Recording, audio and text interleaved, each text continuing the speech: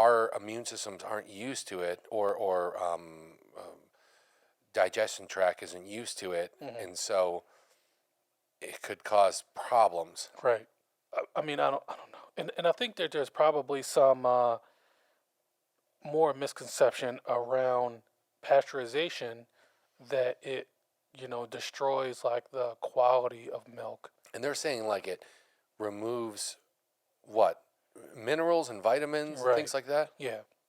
And that basically, I mean, I could see where it might do something like that, but I could also see where it would get a lot more dangerous. One of those, the rewards don't outweigh the risks. Yeah, exactly. Or like the from a famous movie, the juice is not worth the squeeze. What movie is that? The Girl Next Door.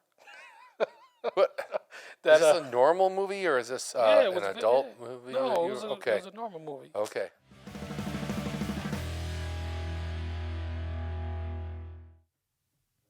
And we're recording. All right. How's it going today? It's going good. And you? Good. Pretty good. Okay, so hey, so I recently heard something that I guess is not new. It's just kind of new to me because I've never heard this before. But when it comes to like eating foods and like drinking, liquid and stuff, have you ever heard of raw milk? Now, wait a second. Are you talking about like milk that hasn't been like processed? Wait a minute. Did you say milk? Milk? It's milk. Milk? Milk. Yeah. Did you say milk? I'm not sure what I've said now. Okay, that's fine. I'm not teasing you. But it feels like teasing. But it's fine after all the crap I've done to you. So no, are you just talking about non-processed milk, right? Like straight out of the cow kind of thing? Yeah, pretty much. Yeah. Okay. Yeah. I mean, I have heard of it, but. Yeah. Okay. Have you ever tried it? No. Do they sell it like in grocery stores? Well, you have to like go to the farmer to get that. Yeah, they can't sell it in grocery stores. Because it has to be pasteurized, right? Right. Okay. Right, yeah. So, but yeah, you can get it at a local farmer or whatever, and I guess people can sell it, or farmers, but you can't, not in a grocery store.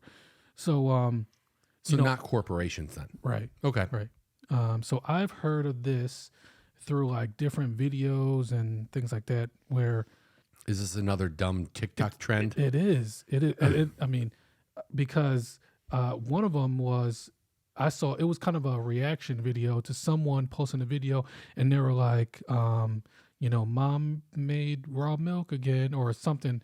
And mom made it. Yeah, or like, or like, how old are these kids? I'm drinking raw milk or something, whatever. And, okay. And I don't know, and people were like cringing because they were like, I can't believe you're doing this. And I was like, I don't think I would do that. Yeah. And so I looked into it, and yeah, it's pretty much just like milk straight from the cow, not pasteurized. Straight from the teat. Yeah, exactly. And it's, I don't know. I was extremely shocked, and I'm like, why would people do this? And a bunch of videos started coming out of people like reacting to it, and medical people, and and it's like. So what's the misconception? Why? And I'm saying misconception because I'm looking at it from a standpoint of there's a reason why we do things to it first to filter out certain things, and also to kill certain things, and to stabilize it, and a bunch of other things. Why would you want to do that? What are they saying?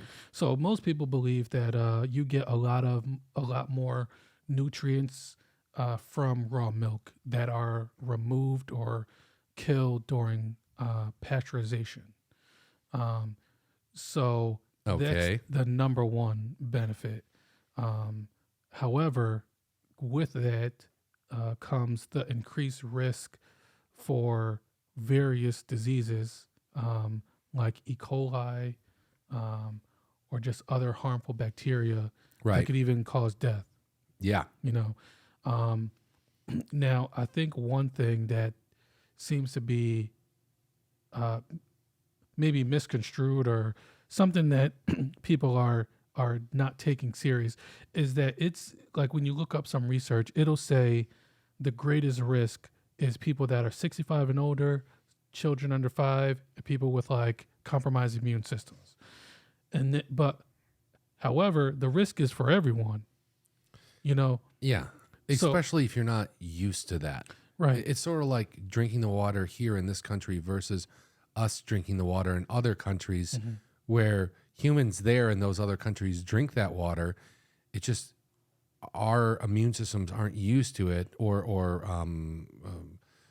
digestion tract isn't used to it. And so it could cause problems. Right. I mean, I don't know. And I think that there's probably some more misconception around pasteurization that it, destroys like the quality of milk. And they're saying like it removes what? Minerals and vitamins and things like that? Yeah. And that basically, I mean, I could see where it might do something like that, but I could also see where it would get a lot more dangerous. One of those, the rewards don't outweigh the risks. Yeah, exactly. Or like the from a famous movie, the juice is not worth the squeeze. Or What movie is that? The Girl Next Door. What? Is this a normal movie or is this an adult movie? No, it was okay. a normal movie. Okay. You never seen it? No. Okay, whatever. We'll talk about it another time. Is this one of those late night Cinemax kind of things? Not one of those. Okay. Yeah, I mean, people, because so one of the biggest things is that like when you get milk like straight from the animal, from the cow or from a goat, whatever it is, like you're still looking at like, I don't know. I mean, if there's people who are sensitive to knowing how animal is milked, like there could still be bacteria from the teats. Like There could be. Different things, and maybe even some blood or whatever. It's just, Yeah. it's the reason why they pasteurize, reason why they have to like heat the milk up to a certain temperature and all Yeah, that. you know what? Now that you're saying that, I have no idea if this is just an urban legend or if it's true, but I was always told that when chocolate milk came along, it was actually a way of saving some of the milk that they might have was fine for consumption, but maybe didn't have the physical look that was correct. Like it looked a little discolored. Yeah. And the industry figured out, well, if we just put chocolate milk or chocolate in it, it's going to be brown anyways. Yeah. And so you can't see that it doesn't look great. Yeah. Interesting. So I don't know if it's had some discoloration or something. That's interesting because there's probably like, I don't want to give it away, but I mean there are some other industries who might use like I think there's like some fast food places or some restaurants who like sell like hamburgers or cheeseburgers or whatever. But for any of the patties that kind of cook too long or whatever, they use that meat as for the chili. It's not like bad or you anything. Calling out Wendy's? No, I'm not calling anybody. Because that's the thing I've heard about Wendy's. Yeah. Which, by the way, I like the chili. Yeah. It's great. You get a big thing of fries and you dip the fries in the chili. It's delicious. Yeah. Uh-huh. So like I don't know. I mean, maybe it's along the same lines. Like nothing's wrong with the milk, but Does maybe Wendy's like, still sell chili? Yeah, I think so. Okay. Yeah. I don't think I've eaten there in like 15 years or something. What? Yeah. That's a long time to not eat at Wendy's. Wendy's is good stuff. Yeah. Okay. So I don't know. I mean, maybe that's the thing behind chocolate milk, but I don't know. It seemed like it was along the same lines. Like maybe like product is still good, but let's do something else with it. So still But these we people still are use just it. drinking it raw though. Yeah, that but just feels dangerous. Yeah, and it is dangerous. And I don't know. I didn't look up statistics on how many people have gotten sick from raw milk or whatever. I know that the risk is very great, but people are out there drinking raw milk and taking their chances. So this whole subject and thinking about that has really got me thinking about a lot of things as far as like misconceptions around like our food products. Okay. And our FDA, so our Food and Drug Administration, and how things are regulated and processed. Like what are your thoughts on, how our FDA regulates food? Like do you have any conspiracy theories around that or any thoughts around the FDA? I don't really have any conspiracy theories. I feel like they're trying their best. I think sometimes, and hindsight is always 20/20. Looking back at things, but I feel sometimes they drag their feet and sometimes they don't do enough. Like we were talking before, I have an issue with my eyes, Mhm. and the FDA did not approve a procedure that could correct the issue I've got. When other countries, and I don't mean, I mean like other Western world countries that we look up to, like, Mhm. or at least look at as equals or something. Mhm. England, Canada, Germany, Mhm. they all have been doing something for like 13 to 16 years. And then finally it came to the United States. And I just kind of thought, what is going on here? Well, Yeah. how come these other countries are not only have approved it, they're refining it. And then on top of it, you know, their citizens don't have to deal with the same thing that I'm dealing with. Right. But it eventually came here. But I don't know, you know, maybe that's just them being more protective. So Yeah. it could be a plus. But as far as food, there's nothing off the top of my head. Although I think some of the recommendations we were talking about before, Mm-hmm. maybe a little off. You know, the deal with science is like you should always be prepared to be proved wrong, and always look for the correct answer. You know what I mean? Like Yeah. like at any point you could get new information. Right. Man, you know, it's so tough because right now in this day and age, like I think we've mentioned this probably in previous talks, but like with us having the internet and it being so readily available, you know, I feel like it's very simple to try to find at least some level of the truth out there, or like some level of factuality, if that's a word. I don't know, but I'm not sure that it is, but okay. but because it feels like people can find anything to support what they want to believe. Do you know? Yeah, that's the problem. You know, the correct information is more readily available, but the wrong information, I would say, is probably more prevalent. You know, Yeah. there's probably more of it out there. Yeah. And you know, I've done searches like on Google, like when I'm trying to figure something out and I don't know how to word it. So I'll just like type something in, like, I don't know, I can't even think of an example right now. But like, even if it's something as simple as like, you know, doing some type of car repair, like you can type in like, you know, can I put water in the gas tank? And you always find something like, you know, a small amount of water in the gas tank. Don't. It's not going to hurt you. You know, it's not, you know, so, but even though you shouldn't, you can always find something that's like, it's not that bad. No, I know where you're going with this. And the internet and like YouTube and stuff like that, I find almost like insane that this is where we've gotten to. Like when I was a kid, I would have never imagined that I could have like a car or a tool or something in my house and go online and put the exact model number in, the exact year it was made, and the exact problem I'm having. And then wham, there's a video, and there's like some guy on there going, hey, yeah, if you've got this model with this problem and this, it's probably this. Right. And then they're like, this is how you fix it. And I go look at it and I go, okay, I can do this. Yeah. Yeah. It just it feels nuts that that's the level we're at. Yeah. And so with that, you know, I don't know. It's just so, there's a lot of people out there who, which I don't know. I just don't know where that whole thing with raw milk came from. Like, for somebody to say, hey, you know what, this is something you should try because I've drank pasteurized milk and, you know, it's harmful to me, or it's something that's not beneficial. So I decided to start drinking milk straight from the cow and bypass that other step. You know, we were talking a little bit before that I watched that documentary, Fed Up, which came out in 2014. And it kind of talked about how the government is trying to regulate some of our food and nutrition and like school lunches and things like that. Right. But even like just everyday meals for everyday Americans. And help out to make more nutritious things available and work with the food industry and stuff.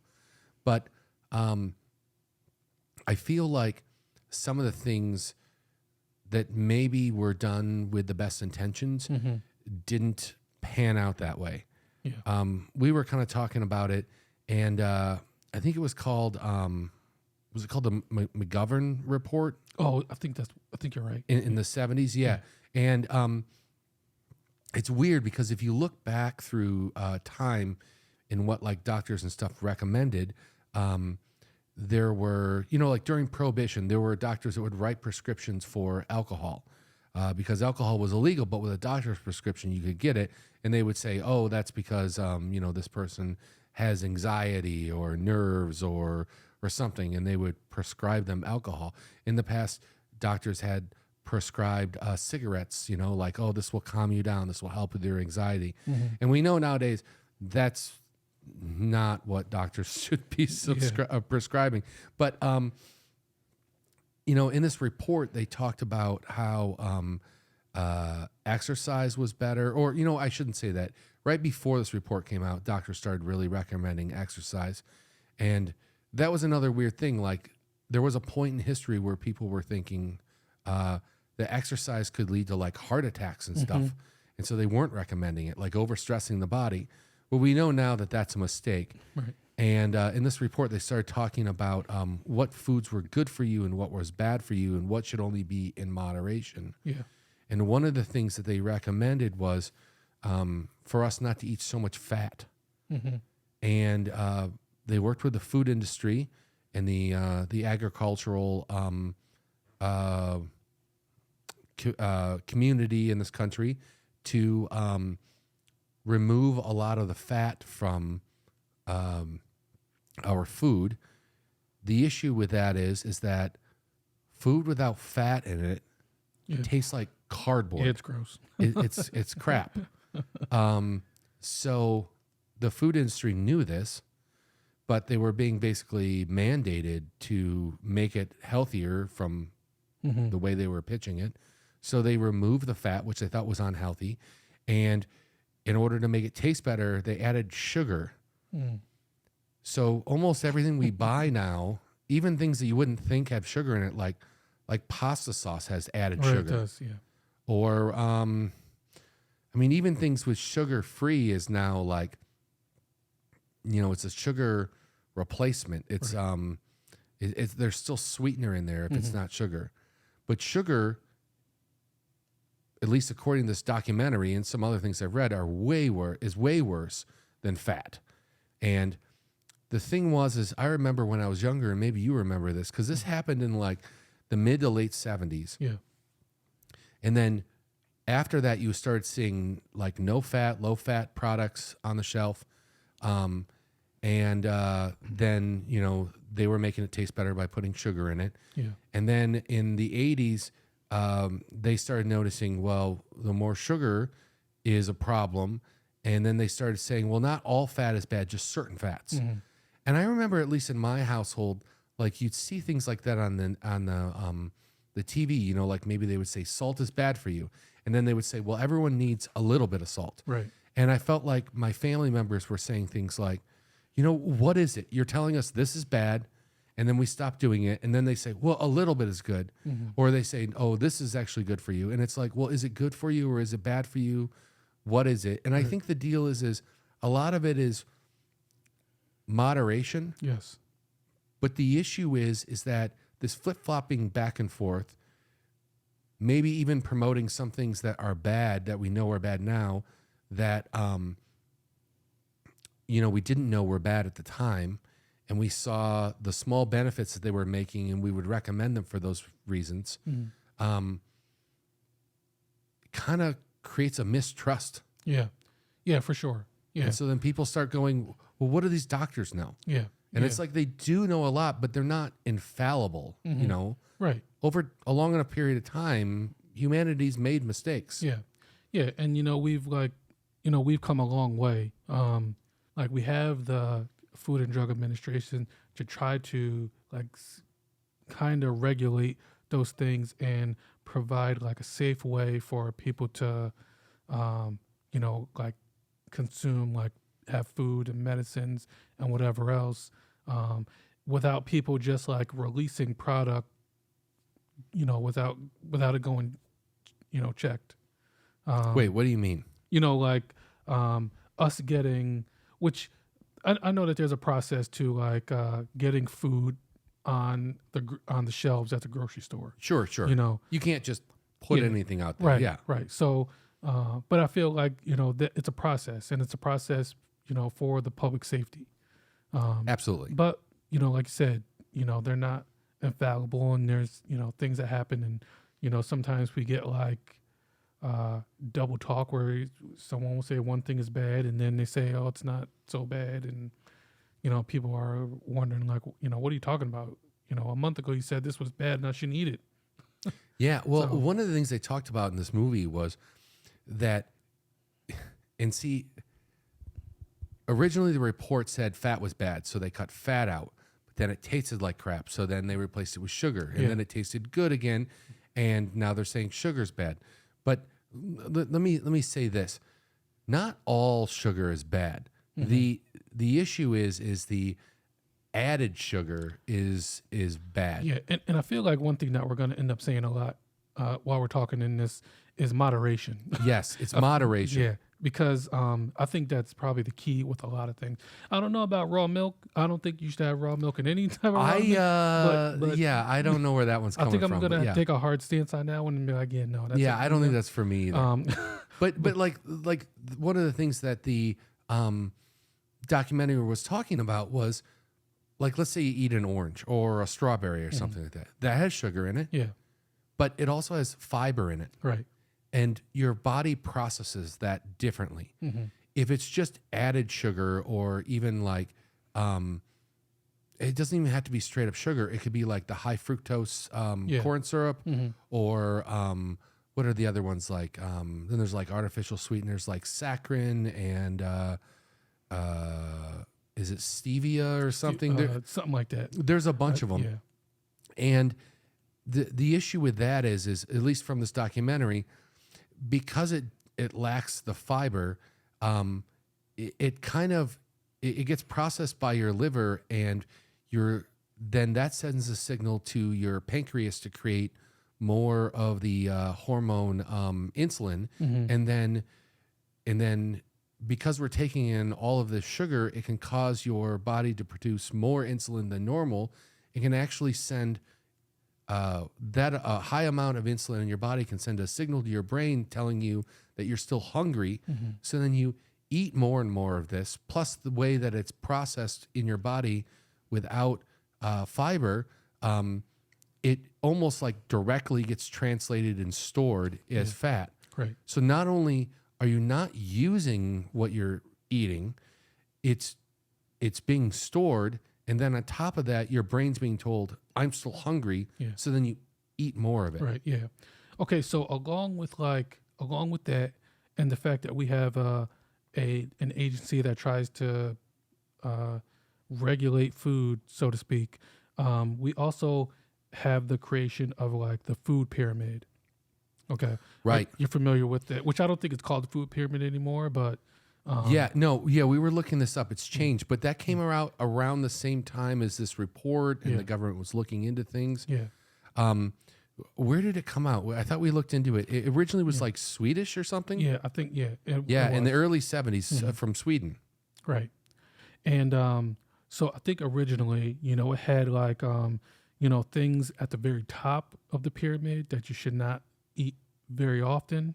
And then it was like, as it went down the pyramid, were things that you should have the most of. Is that right? Yeah, I'm looking at a diagram here, and at the very top is fats, oils, and sweets, and it says use sparingly. Yeah. The issue I have with that right there is that the sweets part, it feels like everything that's underneath this that we can go through, Yeah. if it's been processed at all, it's probably been sweetened. Yeah. Right. But then, below that, there's two levels, or there's two things on this next level, which is milk, yogurt, and cheese, which it says you should only have 2 or 3 servings of. Is this per day? I don't know. Maybe. I'm not sure, but it says 2 or 3 servings. A little confused on that. And then at the same level, it says meat, poultry, fish, dried beans, eggs, and nuts. That's weird. Meat, poultry, and fish. Yeah. I would count poultry and fish as meat. Well, yeah, I think that one's telling you either or. Like, you don't have to have all that. But yeah, this is a per day, and then something in these categories per day. Yep. And then below that is even a bigger category you should have more of. Mm-hmm. One side is vegetables and the other side is fruit. And then the very bottom is bread, cereal, rice, pasta, which is kind of hilarious that that's the one that you're supposed to have the most of. Right. And all of these diets say that's the one you're supposed to cut out. Exactly. Yeah. And then so once again, and I know that there's like an updated version of this, so I don't know if it Yeah, I'm looking at the Wikipedia page for the food pyramid. Yeah. And it says that I think it was in 2005 it got renamed to My Pyramid, and then in 2011 it got changed to My Plate. Oh, right. So I guess it's called My Plate now since 2011 instead of Food Pyramid. I don't know. I don't have. You've got little kids. Are they being taught My Plate and not I believe Food Pyramid? So. Yeah. Because I remember in school we had like diagrams up. Yeah, I remember we had the triangle, like the whole thing. Yeah. Yeah. So I'm sure that they probably have the same thing. It's just so strange that like that the protein is a smaller, like if you look at it, especially on the My Plate, I feel like protein should be the largest because protein's supposed to be the most beneficial to keep you the fullest type of thing. But like vegetables or something else is the... Yeah, I'm not sure with that. It might lead to other issues that come along with that. But yeah, I'll tell you, I'm probably, well, I definitely know I'm not eating correctly. I weigh the most I've ever weighed in my life. And I know exactly what I'm doing to do this. This is, personally, this is my fault. Yeah. And I know what I could do to fix it. I just don't want to. Right, yeah. But on My Plate, I would say the largest portion is generally meat. Mm-hmm.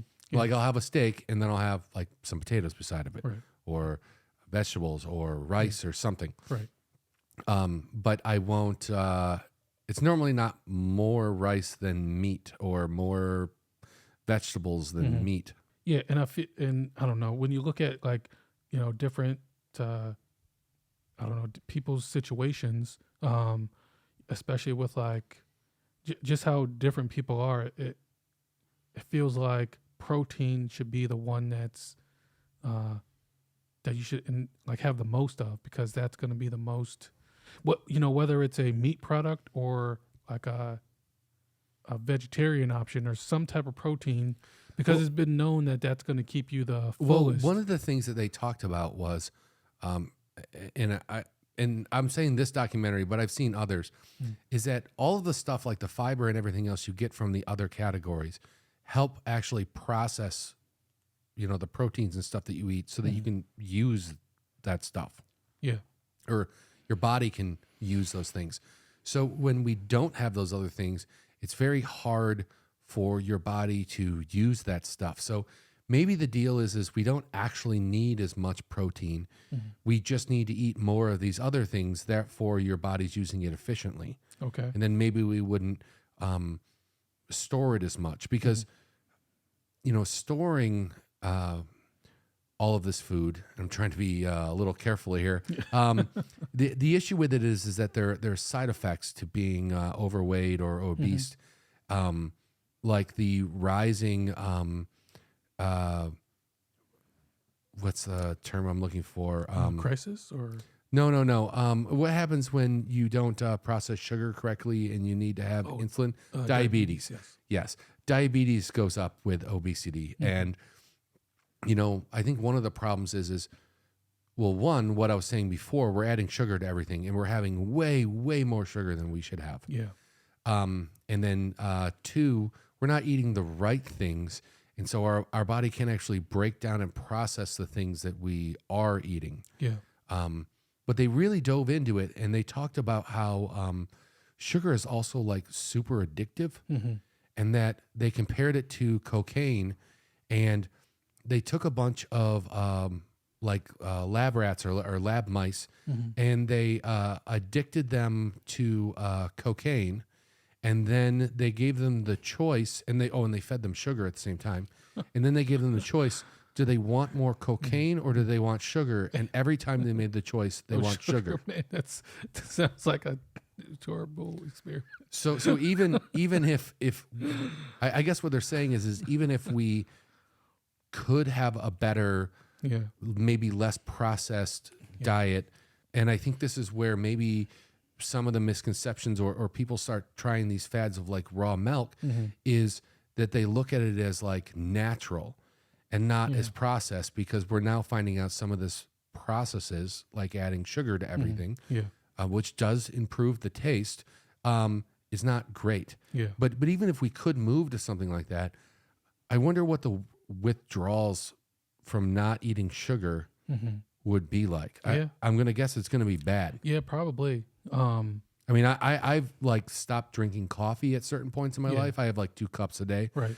But there's like certain points where I've just quit. And then for a couple days, I can tell that I'm not having caffeine and it is not great. Oh, yeah. Yeah. Wow. I haven't experienced that. I have, kind of done the same thing, just stopped drinking some coffee for a little bit. But not even just for personal reasons, but nothing, Sure. I never did it for health reasons. Right. It would just work out that way. And then, but the first couple days I'm like, ugh. Yeah. Yeah. You know, what's interesting, the thing about, the whole sugar thing and this whole food thing that we're talking about is, how like breakfast foods came to be, and right now, since you were talking about so much sugar and I was thinking about it, I mean, we have like an aisles full of cereal, and we know a lot of those are loaded up with sugar. Yeah. You know what? That's actually another thing they talked about in the documentary. Even the cereals that are so-called healthy cereals are loaded up with sugar. Yeah. Although the ones, what I would consider the tasty ones, the children's cereals, which is horrible. That's what we're marketing towards children, are almost all sugar. Yeah. Like they basically said like cornflakes. At a certain point we started having them frosted or sugared. Yeah. And they said if you like grind up a bunch of cornflakes or frosted cornflakes, and then you put them in a cup, and then you take a cup of sugar, it's like from your body's standpoint, there's almost no difference if you just consumed a cup of sugar to a cup of, which thinking like consuming a cup of sugar, doesn't that sound like insanely too much? Yeah. But we're obviously doing it and we just don't know it. Yeah. Interesting point, because even with the cereals that don't have visible sugar added, like when you look at Frosted Flakes, it's kind of implied in their name. It's obvious because it's like white all over the flake. Yeah. But there's other cereals that like you can add sugar to. Like I know there are some people who might eat regular cornflakes and then add, maybe like a couple tablespoons of sugar to that. And then have but if you read the ingredients, sugar's already been added. Right. Yeah. But if you just eat it plain, I mean, maybe you can't tell. But I mean, I think adding versus not adding, it's better not to add. That I'm not a doctor or a dietitian or anything, but that is my understanding from the people that are. Right. Yeah, absolutely. Because we are living in a time where, we are informed that like a breakfast meal is important. Right. Or like having some type of food in the morning when you wake up, and before you go to work, has been kind of instilled in our society. That's one driving force of having kind of quick, easy to prepare foods. I mean, such as a cereal, because like you mentioned before, you'll have those things, those kind of buzzwords on the label or on the box, like, something like, low fat or, so many grams of protein. Even now, I mean, you'll see something like, less sugar or something, some keyword to make you feel like it's healthier for you. Well, that was one of the things that started happening in the, I'm not sure if it was the late 70s or if it was just the early 80s, but once we kicked out a lot of the fat and then we added sugar in to make it taste normal again, then people started saying, well, sugar's the problem. So then you started getting what I think in this country they call like diet things, like there's diet sodas and I know like in other countries they call it light.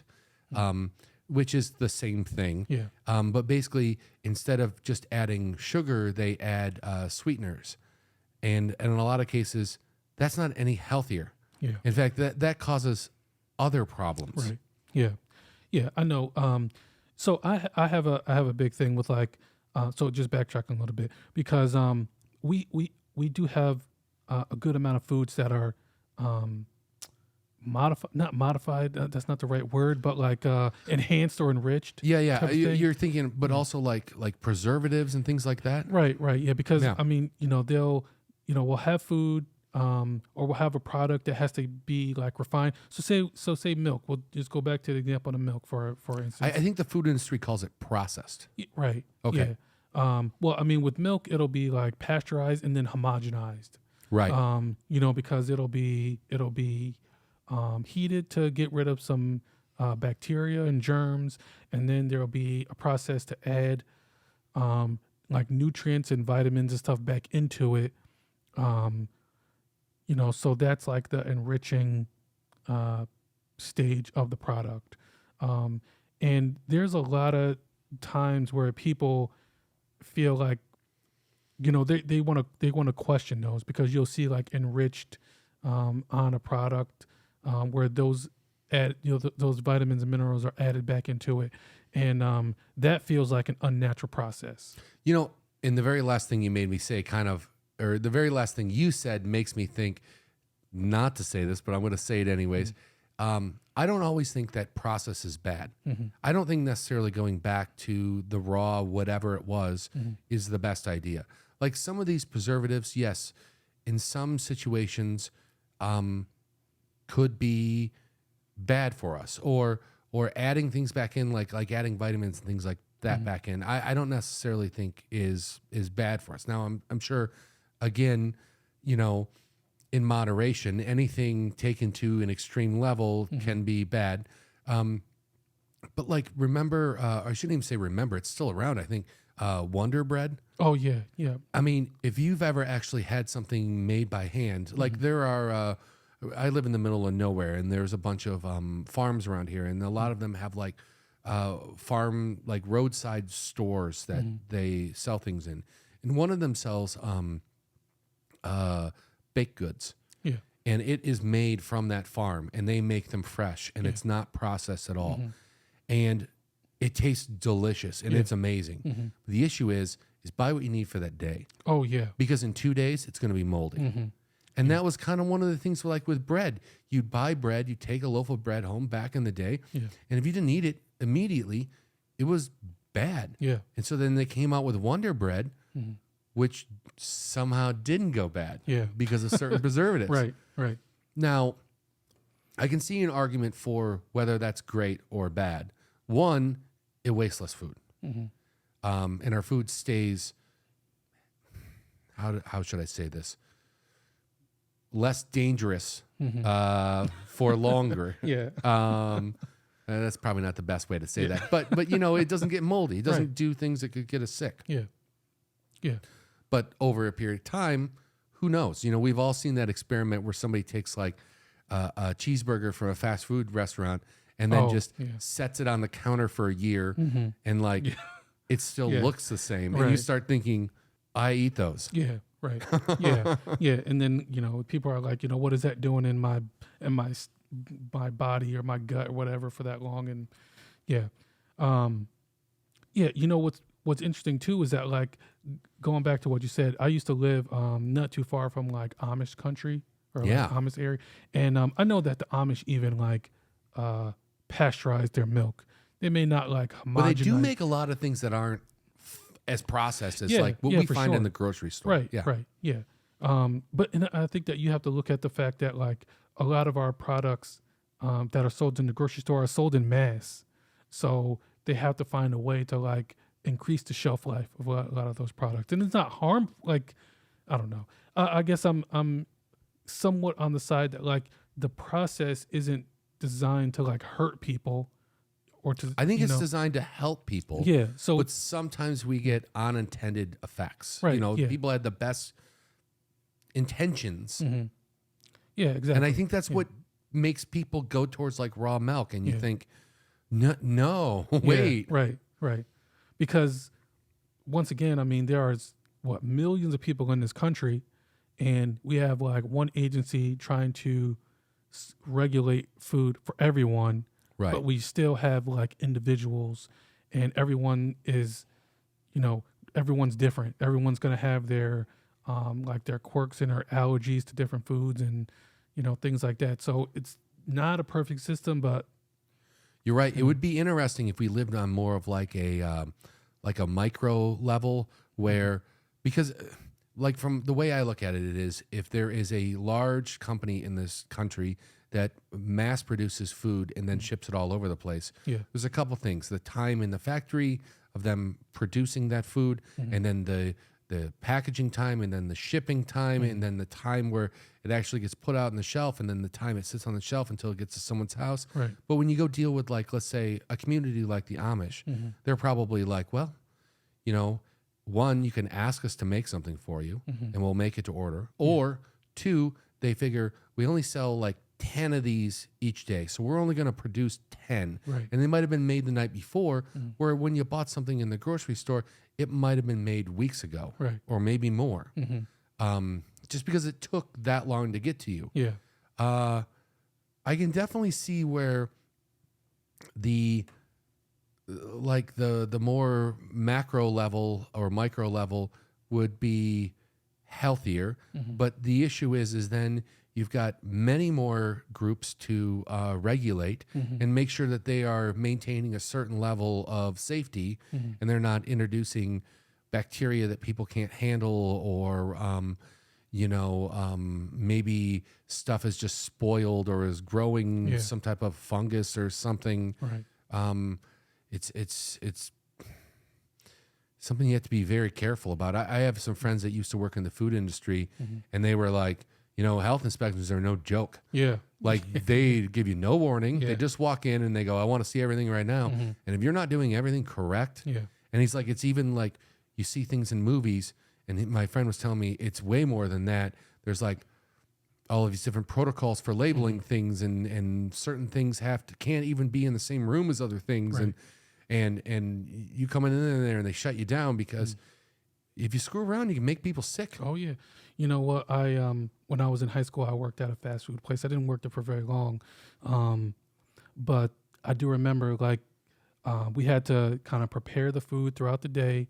I mean, not everything, but you had to kind of get stuff ready. It's fast food, obviously. So when someone comes in and they order something, you kind of want to have it ready.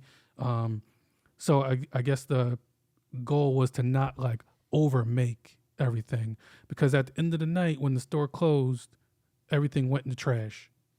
Yeah, I've actually seen a lot of TikToks now for people that just dumpster dive. Yeah. And they're like, hey, look, whole garbage bag full of dinner rolls that they just threw away. Right. But the same thing, like, what can you do? You can't like save it, because once again, if you sell it the next day and someone gets sick, that's back on you. Like the same, like the whole health inspection thing. Even though, like, if you made dinner rolls at home and then, maybe they didn't eat them all for dinner, you probably just put them in the refrigerator and have some the next day. Yeah. That reminds me, there was a group, and I don't remember what they were named, but I know that they had, they worked with some restaurants, or they had some restaurants. Now, I might be confusing this story, but the point is they started talking about produce and how produce works in this country, and how there's a certain presentation and people have certain beliefs. Yeah. Like, let's say you see a shelf and it's all full of like corn. People are more willing to buy that corn as long as that shelf is full. But if they walk up and there's like one ear of corn, they're actually less likely to buy that, and it's more likely to sit there. Yeah. The other problem is Mother Nature doesn't grow everything equally. So sometimes things aren't as presentable. Right. And people don't want to buy that. Like, oh, this carrot is crooked. Yeah. Well, it tastes the same. Yeah, exactly. So I remember somebody was making, I think it was a restaurant, and they called it like ugly food, where they had gourmet meals made with produce that they really, like, the food industry had trouble selling. Yeah. I know nowadays that they take a lot of that stuff and they might use it for processed foods. Like if you were to buy like baby food that has like carrots in it or something, where it's all pureed, they're probably going to take all the crooked, funny looking carrots and do that, and then they're going to take all the good looking ones and stick them on the shelf. Right. But it's weird how our perceptions also kind of screw with it, because I feel like we're wasting food on that level. We're wasting food on other levels. Yeah. Yeah, it's a good point because it's weird. Yeah, if you go to, like you said, if you go to the grocery store and you see like one ear of corn left in the basket, everyone's gonna pass that over because they're like, "What's wrong with that one? That nobody took it." Right. Where it could have just been everyone like that just happened They just to be bought the last the other one. ones. Yeah. So- Yeah, because I've seen statistics where like if they keep the shelf stocked, they'll go at a certain rate, but when the shelves start to get low, people start to get weary. Like, ooh, Yeah. When there's probably nothing wrong with it. Yeah. Just perception. Weird. But you were talking about breakfast, and I felt like I interrupted you a minute ago. You were saying something about how it started. Oh yeah. Okay. So so it's interesting that like our whole breakfast idea, came about because like obviously I think that a lot of people know now that like breakfast is like was like breaking the fast from the night before. So back in the day you would probably eat maybe around 4 or 5 o'clock. I don't know if dinner was supposed to be like 7 or 8 like some people do now. But you would typically eat, maybe about that time, 5 p.m. probably being the latest. And then, you would, have the rest of your night, wake up in the morning and then have something to eat. And that was, breaking the fast through the night. Sure. And it did have some like, religious, I don't know, it had a religious tie, So like what religions would say that you should or what shouldn't have breakfast? So I just know that it was like moral implications. You didn't necessarily want to like eat too early, or okay. So for instance here, there was which you may know Harvey Kellogg. Wait, Harvey Kellogg? Are I'm sorry, John Harvey Kellogg. Okay. Because there's John and there's Will. Yes. So John Kellogg was a very religious doctor who ended up like creating like Kellogg cereal, and he felt like creating cereal would help people to like it would save people from like sexual sin. Yeah, his cornflakes. Yes, right. Yeah. Right here in Battle Creek, Michigan. Yes, correct. Yeah. We're not in Battle Creek, but it's not that far away. Yeah, not too far at all. So like he felt like it would improve Americans' health and keep them from masturbating and desiring sex. Yeah. Well, there's that movie about his and what did they call it back in the day? A sanitarium. Yeah. But it had Matthew Broderick in it. The Road to Wellville. Okay. And they talked about all of these like insane contraptions they use to try to make people healthier. Yeah. And a lot of them was just like snake oil, like quackery, just crap. Yeah. Electricity was a newer thing at the time, and they were like zapping people, and they were overdoing things like they were giving them like daily enemas and oh my goodness. Yeah, and a lot of people got sick by this. Yeah. Because it's quackery. Yeah. Yeah. Yeah. Or medical misconceptions. Yeah. I think that's the more politically termed. Yeah. So I just think that is interesting because there's a lot of people who kind of live by that, who will have breakfast religiously, as I say, it's pun intended. Right. But it's kind of funny that it all came out of like pseudoscience, our cereal companies. Right. Because we were looking at it before, and Post started as a competitor to Kellogg's. Yeah. And they were trying to make their own cornflakes, but they got sued because they were stealing somebody else's idea. So they ended up making Rice Krispies, which are basically the same thing and just like in a different form. Right. Yeah. Yeah. So back when breakfast first started, it was supposed to be like small things, you know, just something minor. And then over time, it got very popular and people wanted breakfast to be almost like dinner. So they wanted like, you know, a meat, potatoes. That's how I like to do breakfast. You know, Especially maybe if like, I've been drinking and we go out to a restaurant.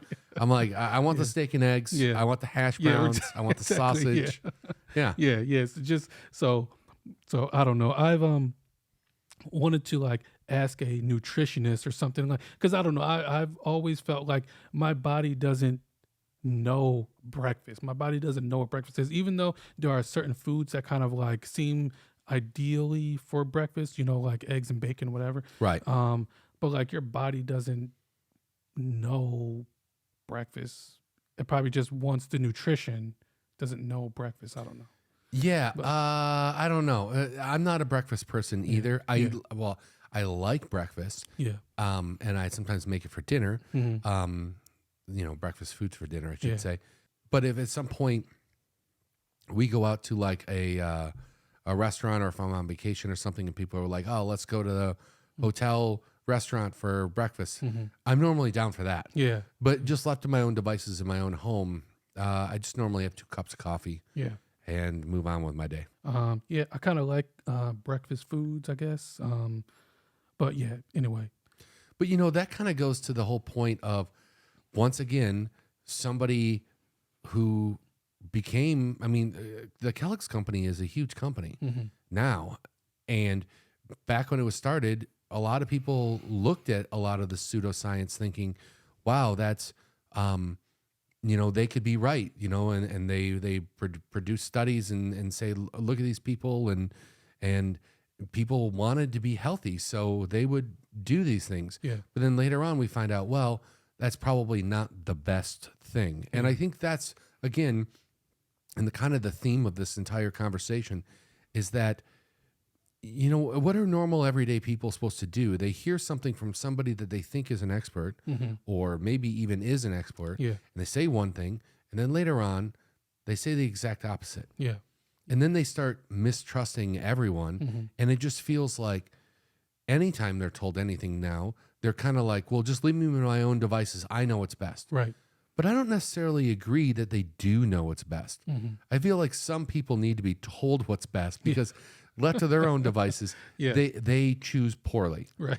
But nowadays it feels like anytime anyone tries to do something good, or at least make it more difficult for us to continue to do bad things, they get so much pushback from not only like the actual industries that the people are trying to cut back on, you know, like the sugar industry or something like that. Right. But then beyond that, the public takes this stance of, I'm not going to be told what to do. Yeah.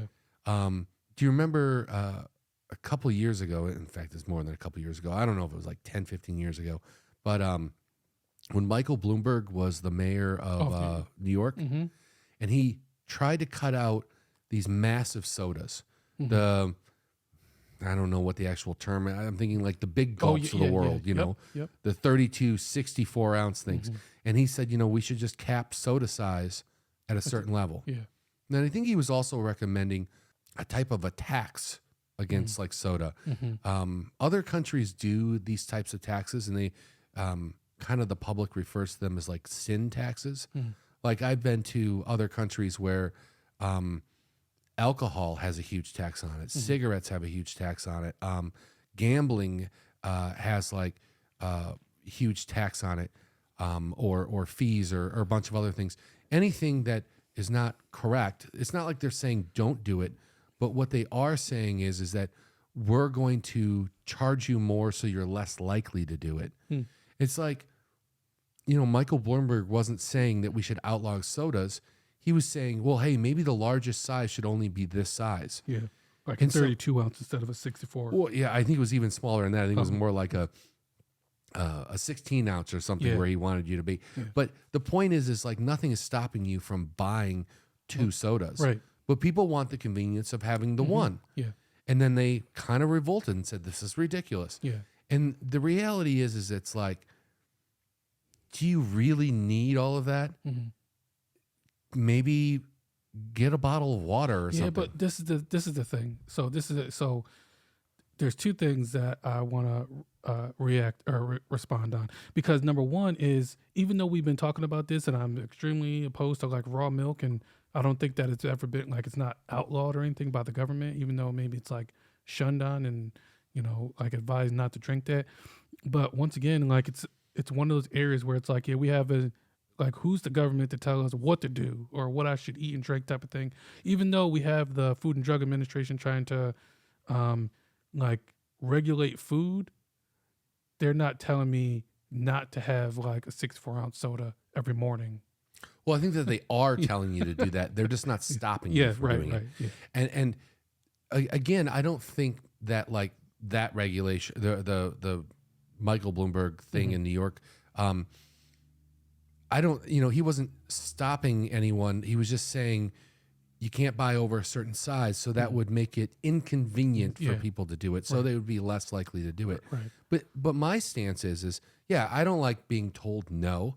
I'm an adult, and we live in the United States. Yeah. And we all know we should be able to do just about whatever we want. Just about. As long as we're not harming anyone else. Yeah.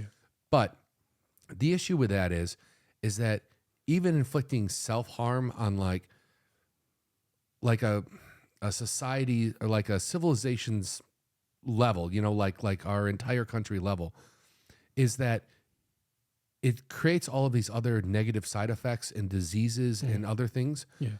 And then a lot of times it's up to the government to take care of these people, because they start to have health issues. They maybe can't stay at their job. They maybe need some type of health care or subsidies or something. And then it becomes back to society's problem because people weren't necessarily choosing correctly. And then that's where some of these people have tried to step in and say, well, maybe we should we're not banning it, but maybe just remove the excess. Right. But that kind of goes against the core of who Americans are, especially or at a societal level where they're just like, no one's going to tell me. Yeah. And it's like, then can you please, as a society, maybe make better choices? Yeah. Like and I'm guilty of making terrible choices too. Oh, yeah, I'm not saying that I'm perfect. Oh, yeah, no, same here. You know, and one thing I think that I'm sometimes guilty of is, so we do have like a lot of content creators and like influencers and everything who like will review foods. Or endorse. Yeah, exactly. Right. And, you know, so you'll find it a lot too, where you have someone who will go into a grocery store and say like, hey, you know what, don't ever buy this product, but buy this one instead. And then you don't know, like they could have a contract with, you know, whatever product they they're could producing. be sponsored by them. Right. Yeah. And then you still have or other maybe people, just not know anything. Yeah. Because you have other people coming out and say, you know, they'll like react to that person's video and they're like, listen, once again, it's in moderation, you know. You shouldn't have a lot this of it product all the is time. moderation. Yeah. But some of the things like sugar being added to everything, you might not even be fully aware. Yeah. Like one of the things they pointed out in that documentary that I'm continuing to quote from is that if you look at, and what do they call it? The nutrition label on the side of food. Yeah. All of the other items that are added to the food or the categories that the food is broken down into, all have a percentage of daily intake, like saturated fat or fiber or any of that. But sugar does not have a percentage next to it. Oh, yeah. And I think the reason why is because you'd find out that whatever was in that product probably is many times what you should have for the day. Yeah. Yeah. And someone doesn't want you to know that possibly. Probably, yeah. Yeah. But I just feel bad, like, even when people are trying to do good, you know, like the soda thing, like, personally, that wouldn't have bothered me. I would have either just maybe bought two or gone back and got more or, you know, they weren't even saying anything about like no refills or anything. You could have a refill. Yeah, but I don't know. I mean, I get it. I totally do. You can have somebody who maybe is buying like a 32-ounce soda, and that's going to last them all day, even if it gets warm and the ice is melted or whatever. Maybe that 32 ounces, lasting them the whole day, and they don't have to go back to the store. They start their day with that, and they drink it throughout the day, and then when the time they're done with work or whatever, then it's gone. It's not like it's gone in an hour. Sure, maybe. I don't know. Like I've seen like truckers have like the huge like coffee cup or whatever they've got, their travel mug. Yeah. You could just pour more into that or something. But I don't know. This also reminds me of like every time we bring up school lunches in this country, everyone goes nuts. Oh, yeah, yeah. But it used to be that school lunches were made on site and that they had like a vegetable and everything else. And they were maybe not the greatest tasting, but they were more nutritious. And even when I was in high school, like they started introducing like cheeseburgers and like pizza and stuff like that. And I thought, I'm a little surprised I'm allowed to get this. Yeah. But I hear nowadays like fast food chains have like, contracts with schools. How is that good? Yeah.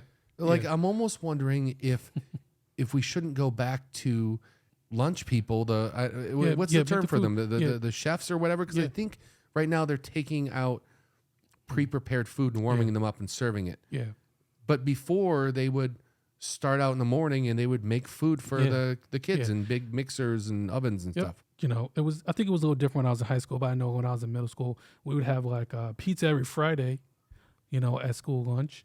Yeah. Whatever, different things throughout the week. But I don't know. Yeah, it's different. Same thing with me. Like I remember in like elementary school, a lot of times I would bring a lunch in like a brown paper sack. Yeah. And then in middle school, I started buying lunch, and it was like, I hate to equate it to this, but it's almost like what you see like in prison movies. We had a tray. Oh yeah. And there were different compartments. And as you went along, they would just spoon some into each thing. Yeah. And that's what we'd eat. And we'd always got like an apple or something. But yes, you're right. We would have like a Friday pizza day, which was fun. Yeah. Which I think is fine. Yeah. But then when I got to high school, it was like, get whatever you want. And I was eating like cheeseburgers and French fries and pizza and stuff every day. Yeah. That can't be great. Yeah. And then the other thing they're doing is they serve like fruit juice, which just feels like sugar water. Yeah.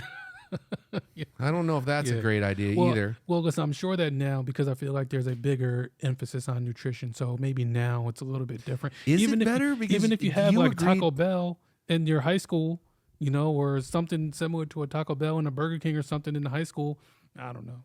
You think that's better? No, but I'm just saying. Okay. But it feels like I thought that's what you were saying. I was getting confused. No, but maybe it's geared towards like younger children who, because like in elementary school and middle school, maybe those are kind of like trying to have more nutritious foods. But when you get into like a high school, you have like kids, I don't know, more mature and getting a little bit older, so they're not regulating those foods as much. Yeah, and honestly, I think they should. Yeah.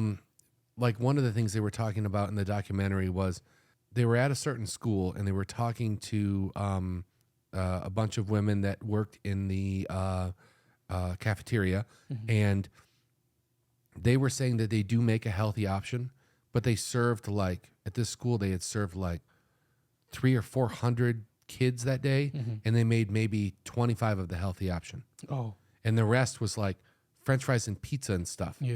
And I'm just thinking, that can't be good. Yeah. Another thing I don't like at all is, and this started happening like when I was in high school, so I'm going to guess it's probably still happening now. It's like you start to see like soft drink machines and things like that. Yeah. And people would just go get a can of whatever they wanted. Yeah.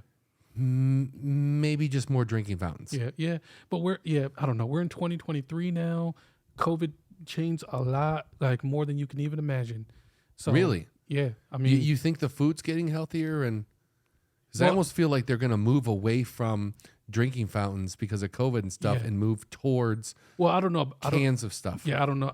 I don't know about that. I think they may move away from drinking fountains because of that, but maybe something else, or maybe like they have drinking fountains where it's you can put a bottle underneath. It's like automatic dispenser. Oh yeah, You know? I've seen those. I like those. Yeah, Those so are maybe nice so maybe those instead. because you can drink your bottle of water, then go fill it up Yep. again. Yeah. So maybe those instead of dispensary type of thing. Well, we kind of talked about how we actually want to do a follow up to this kind of. Right. That we're kind of looking at this like a two-parter. The first thing we thought of was all these food misconceptions, but also the root cause of those misconceptions. And I think it's partially because the people that we're trusting to tell us the right things over time sometimes change their minds, and it gives the general public kind of a mistrust. Yeah. And then they start doing weird things and they do their own research, which I'm not necessarily sure is the best idea. Right. And then we get misconceptions about all kinds of things. So we're going to have a kind of a second part to this where we're going to do just like mistrust or misconceptions about medicine and and the state of that in this country. Yes. And kind of around the world. Exactly. Yeah. So stay tuned, and please remember, folks, that the truth is out there. You know, it's out there. You just have to search for the truth. Is this, are you quoting X-Files now? I believe. Yes. So no, if you guys can think of some other misconceptions about food, we were kind of talking off camera about things like, is a glass of wine a day a good idea, or is eating one of these better, or is like we found out maybe cutting out fat completely isn't great because people don't want bland tasting food. Yeah. And so then they had to fix it some way.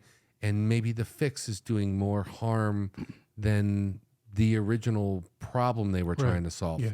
So I'm sorry. So definitely let us know in the comments if you've got other misconceptions like that. Maybe something that you believed or you were told and you now know maybe is not necessarily true. Yeah, and and definitely leave comments if you partake in the raw milk consumption, because we should have a discussion about that.